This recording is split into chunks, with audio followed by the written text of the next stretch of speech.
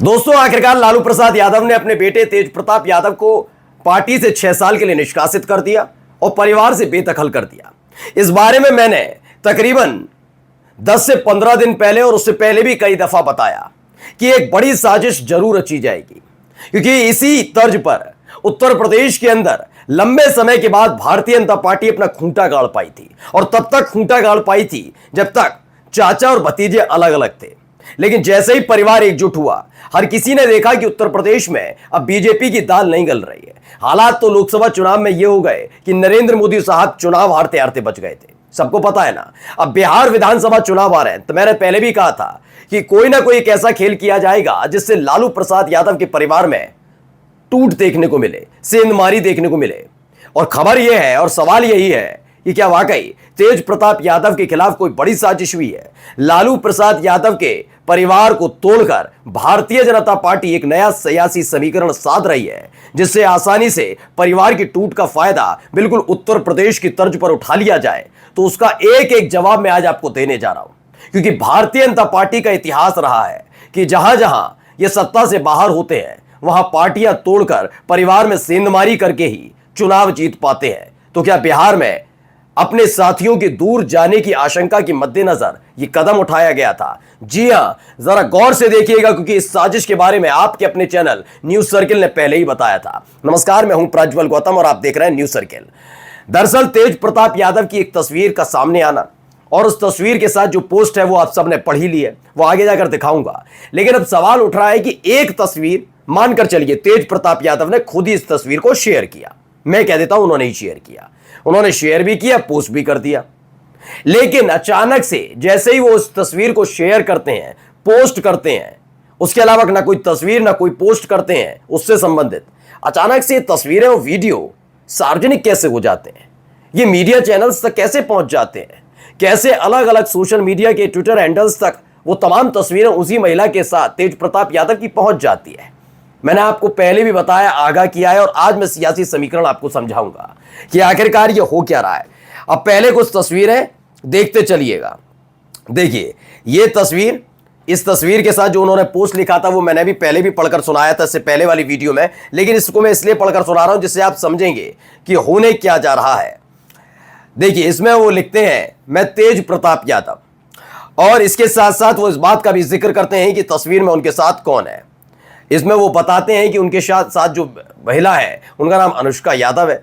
वो तकरीबन 12 साल से उनको जानते हैं रिलेशन में, और ये भी इस बात का जिक्र करते नजर आते हैं कि ये सारी चीज़ें जो हैं इन सब में बहुत सारा, ये देखिए इसमें पढ़ लीजिए, इसमें जो लिखा हुआ है, 12 साल से जानते हैं, 12 साल से रिलेशन में है, बहुत दिनों से आप लोगों से कहना चाहता था, समझ नहीं आ रहा था कैसे कहूँ। पोस्ट के माध्यम से अपने दिल की बात रखी है और आशा करता हूँ आप मेरी बातों को समझेंगे। मैं ये मानता हूं कि कहीं ना कहीं उन्होंने ये पोस्ट किया, चलिए मैंने मान लिया। दूसरा है कि उन्होंने बाद में पोस्ट किया कि मेरी हैक हो गई थी, हैक हो गई आईडी, फिर एआई से बनाया।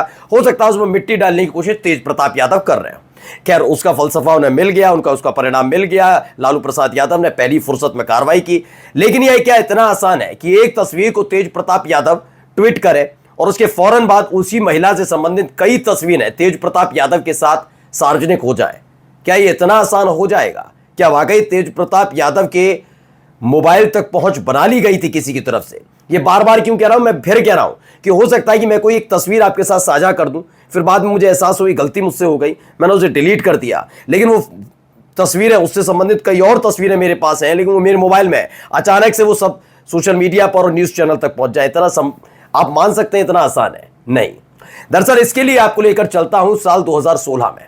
2016 उत्तर प्रदेश, अखिलेश यादव मुख्यमंत्री, चाचा शिवपाल सिंह यादव पीडब्ल्यूडी मंत्री, मंच सजा होता है, मुलायम सिंह यादव उस समय थे, मंच पर मौजूद होते हैं, चाचा भतीजे के बीच द्वंद्व होता है, और देखते ही देखते द्वंद्व इतना बढ़ जाता है कि आखिरकार शिवपाल सिंह यादव को प्रदेश अध्यक्ष पद से हटाया जाता है, मंत्री पद से हटाया जाता है, पार्टी से हटा दिया जाता है।